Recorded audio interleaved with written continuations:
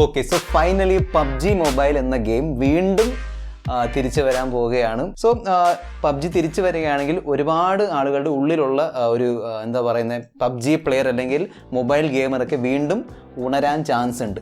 So അതുകൊണ്ടാണ് ഞാൻ വിചാരിച്ചത് നമുക്കൊരു ഗെയിമിംഗ് ഫോൺ, ബെസ്റ്റ് ഗെയിമിംഗ് ഫോണിൻ്റെ വീഡിയോ ചെയ്യാം. സോ 10,000 to 20,000 എന്ന ഈ പ്രൈസ് സെഗ്മെൻറ്റിൽ ഏതൊക്കെയാണ് ബെസ്റ്റ് പബ്ജി അല്ലെങ്കിൽ ബെസ്റ്റ് ഗെയിമിംഗ് സ്മാർട്ട് ഫോൺസ്, അതാണ് നമ്മൾ ഇന്നത്തെ ഈ വീഡിയോയിൽ കാണാൻ പോകുന്നത്. നിങ്ങൾ കണ്ടുകൊണ്ടിരിക്കുന്നത് മിസ്റ്റർ പെർഫെക്റ്റ് ടെക് എന്ന യൂട്യൂബ് ചാനലാണ്. ഞാനാണ് ഇന്നത്തെ വീഡിയോ ഇഷ്ടപ്പെടുകയാണെങ്കിൽ വീഡിയോ ലൈക്ക് ചെയ്ത് ചാനൽ സബ്സ്ക്രൈബ് ചെയ്യാൻ മറക്കണ്ട.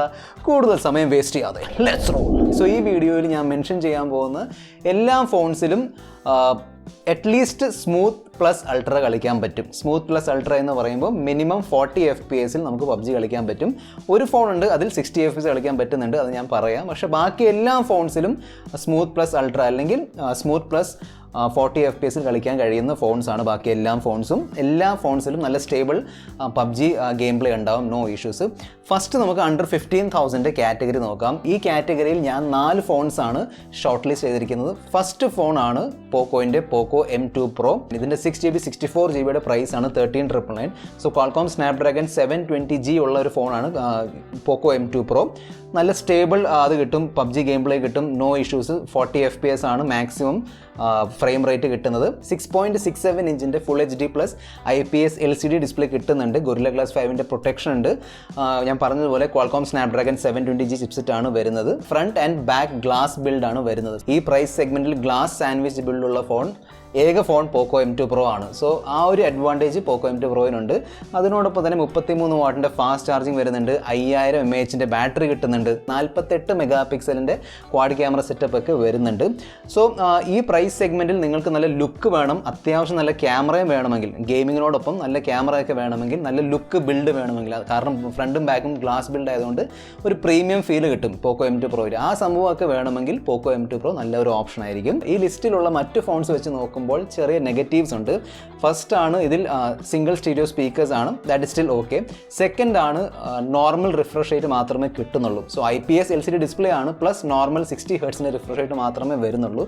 സോ അതൊരു ചെറിയൊരു ഡിസഡ്വാൻറ്റേജ് ആണ്. ഞാൻ നെക്സ്റ്റ് മെൻഷൻ ചെയ്യാൻ പോകുന്ന phone specially stock Android experience യൂസേഴ്സിന് വേണ്ടിയാണ്. ഓക്കെ, ഒരുപാട് പേർക്ക് സ്റ്റോക്ക് ആൻഡ്രോയിഡ് എക്സ്പീരിയൻസ് അല്ലെങ്കിൽ close to stock Android experience ആണ് ഇഷ്ടം.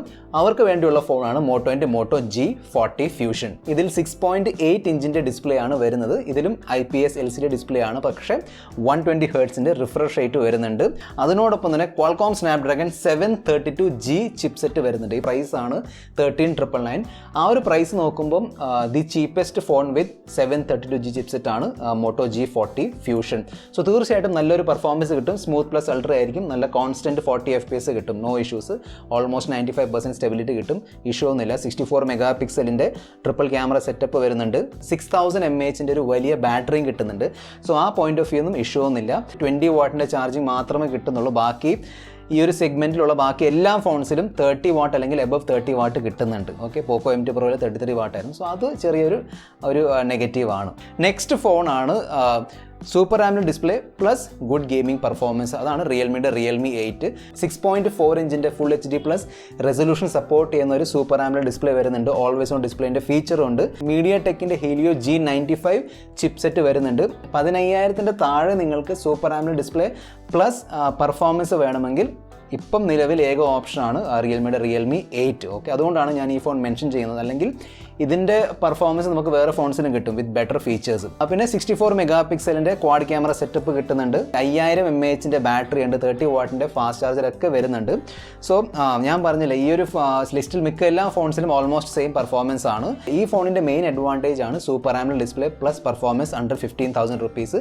പിന്നെ special features, for example under display fingerprint സ്കാനറൊക്കെ വരുന്നുണ്ട്. സോ ഈ പ്രൈസ് സെഗ്മെൻറ്റിൽ ഈ ഫോൺ മാത്രമേ ഉള്ളൂ with under display fingerprint scanner. So gaming എന്തായാലും പറ്റും. വേറെ ചില എക്സ്ട്രാ ബെനിഫിറ്റ്സ് ഒക്കെ ഉണ്ട്. അതുകൊണ്ടാണ് ഞാൻ ഈ ഒരു ഫോൺ മെൻഷൻ ചെയ്യുന്നത്. 15,000 താഴെയുള്ള ഈ പ്രൈസ് കാറ്റഗറിയിൽ നെക്സ്റ്റ് ഫോൺ അല്ലെങ്കിൽ ഫൈനൽ ഫോണാണ് പോക്കോൻ്റെ Poco X3. One of the best phones ആയിരിക്കും ഈ ഒരു പ്രൈസ് സെഗ്മെൻറ്റിൽ, എസ്പെഷ്യലി ഫോർ ഗെയിമിംഗ്. സോ ഇതിൽ 6.67 ഇഞ്ചിൻ്റെ IPS LCD ഡിസ്പ്ലേ ആണ് with 120 hertz refresh rate and 240 hertz touch sampling. ഇതിലുള്ള ചിപ്സെറ്റ് ക്വാൾകോം സ്നാപ്ഡ്രാഗൺ 732G ആണ്. 15,000 താഴെയുള്ള വേരിയൻറ്റ് 6GB 64GB വേരിയൻ്റ് ആണ്.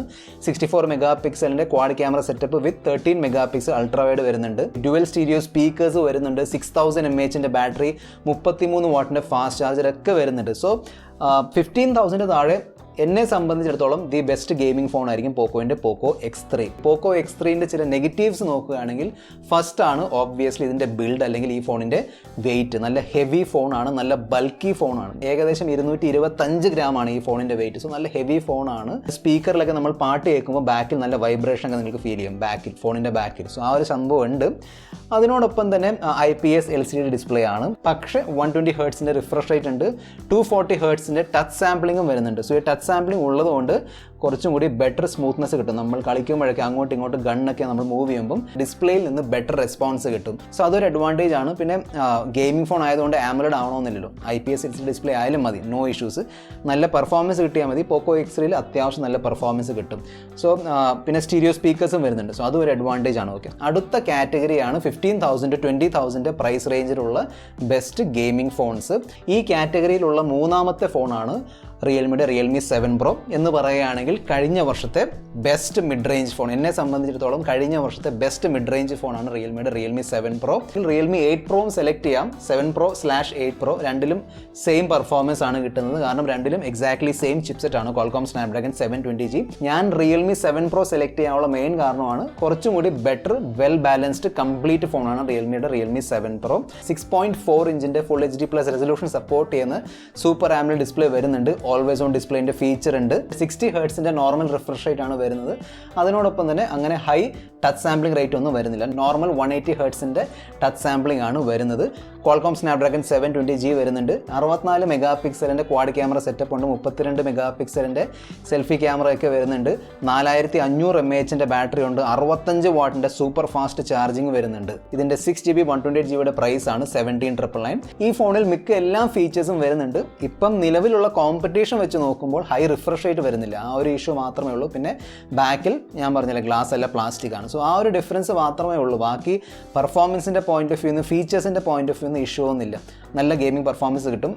ഓൾമോസ്റ്റ് കോൺസ്റ്റൻറ്റ് 40 FPS കിട്ടുന്നുണ്ട്. നെക്സ്റ്റ് ഫോൺ മിക്കവാറും ഈ വർഷത്തെ one of the best mid range phones ആയിരിക്കും. സോ റിയൽമി 7 Pro കഴിഞ്ഞ വർഷത്തെ ബെസ്റ്റ് മിഡ് റേഞ്ച് ഫോൺ ആയിരുന്നെങ്കിൽ ഈ ഒരു ഫോൺ ഈ വർഷത്തെ ബെസ്റ്റ് മിഡ് റേഞ്ച് ഫോൺ ആയിരിക്കും. അതാണ് റെഡ്മിയുടെ റെഡ്മി നോട്ട് 10 Pro. ഈ ഫോണിൽ 6.67 ഇഞ്ചിൻ്റെ സൂപ്പർ AMOLED ഡിസ്പ്ലേ വരുന്നുണ്ട്.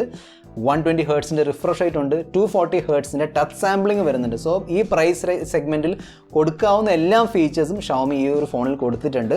അതിനോടൊപ്പം തന്നെ ഈ ഫോണിൻ്റെ പ്രൈസാണ് 16,999 ആണ് ഇതിൻ്റെ 6GB 128GB പ്രൈസ്. സോ ആ ഒരു പ്രൈസ് സെഗ്മെൻറ്റ് വെച്ച് നോക്കുമ്പോൾ the best mid range phone എന്ന് നമുക്ക് വിളിക്കാൻ പറ്റും. എല്ലാ ഫീച്ചേഴ്സും വരുന്നുണ്ട് ഈ ഫോണിൽ. നെക്സ്റ്റ് നോക്കുകയാണെങ്കിൽ Qualcomm Snapdragon 732G ചിപ്സെറ്റ് ഉണ്ട്. 64 മെഗാ പിക്സലിൻ്റെ ക്വാഡ് ക്യാമറ സെറ്റപ്പ് വരുന്നുണ്ട്. സ്റ്റീരിയോ സ്പീക്കറിൻ്റെ ഓപ്ഷൻ ഉണ്ട്. 5020 mAh ബാറ്ററി, 33 വാട്ടിൻ്റെ ഫാസ്റ്റ് ചാർജർ ഒക്കെ വരുന്നുണ്ട്.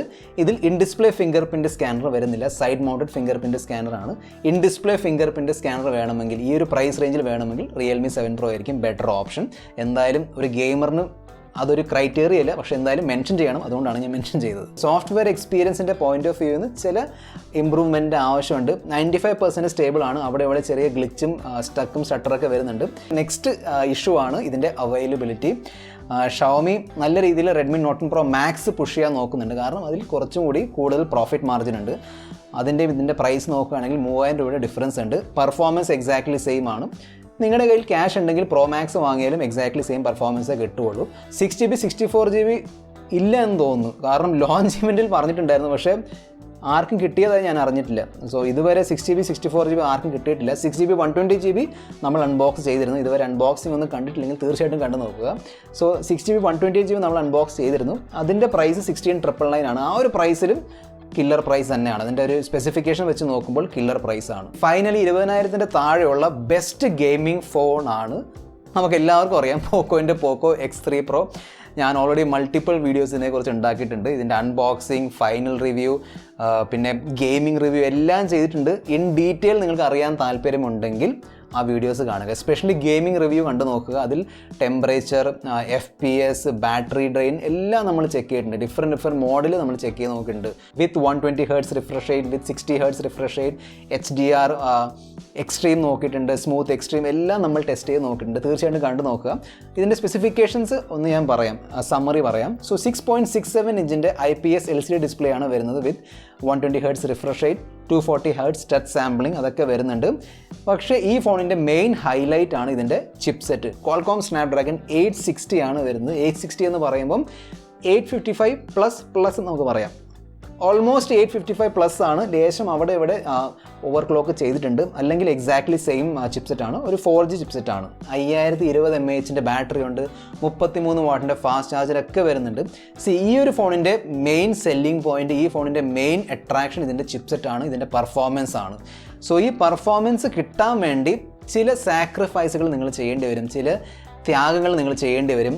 ഫസ്റ്റ് ആണ് ഇതിൽ IPS LCD ഡിസ്പ്ലേ ആണ്. 120 Hz റിഫ്രഷ് റേറ്റ് ഉണ്ട്, 240 Hz ടച്ച് സാമ്പിളിംഗ് ഒക്കെ വരുന്നുണ്ട്. അത് Redmi Note 10 Proയിലും ഉണ്ട്. പക്ഷേ അവിടെ സൂപ്പർ AMOLED ഡിസ്പ്ലേ കിട്ടുന്നുണ്ട്. സോ ആ ഒരു സാക്രിഫൈസ് ഉണ്ട്. നെക്സ്റ്റ് ആണ് ബിൽഡ്. സോ പോക്കോ X3 പോലെ തന്നെ ഇതിലും ഹെവി ബിൽഡാണ്. അത്രയും ഹെവി അല്ല. പോക്കോ X3 225 gram ആയിരുന്നു, ഇത് 215 gram ആണ്. പക്ഷേ സ്റ്റിൽ ഹെവി ഫോണാണ്, ബൾക്കി ഫോണാണ്. പിന്നെ ബിൽഡ് അത്രയും കോമ്പാക്റ്റ് അല്ലെങ്കിൽ നല്ല ബിൽഡല്ല. ആ ഒരു വൈബ്രേഷൻ പോക്കോ X3 Proയിലും വരുന്നുണ്ട്. പക്ഷേ ഒരു ഗെയിമർ ആണെങ്കിൽ അത് വലിയ പ്രശ്നമൊന്നുമില്ല, നല്ല പെർഫോമൻസ് കിട്ടിയാൽ മതി. പെർഫോമൻസ് ആണ് നിങ്ങളുടെ മെയിൻ. സോ ഈ ഒരു ലിസ്റ്റ് തന്നെ ഗെയിമിംഗ് ഫോൺസിൻ്റെ ലിസ്റ്റാണ്, അല്ലെങ്കിൽ പെർഫോമൻസ് ഫോൺസിൻ്റെ ലിസ്റ്റാണ്. സോ ആ ഒരു പോയിന്റ് ഓഫ് വ്യൂ നോക്കുകയാണെങ്കിൽ പോക്കോ X3 Proനേക്കാളും ബെറ്റർ ഫോൺ നിങ്ങൾക്ക് ഈ ഒരു പ്രൈസ് റേഞ്ചിൽ കിട്ടില്ല. ഈ ഫോണിൻ്റെ 6GB 128GB പ്രൈസാണ് 18,999. ഈ പ്രൈസിൽ ഈ പെർഫോമൻസ് അൺബീറ്റബിൾ ആണ്. സോ ഇതായിരുന്നു 15,000 and 20,000 താഴെയുള്ള എൻ്റെ ചില ഫേവറേറ്റ് ഗെയിമിംഗ് ഫോൺസ്.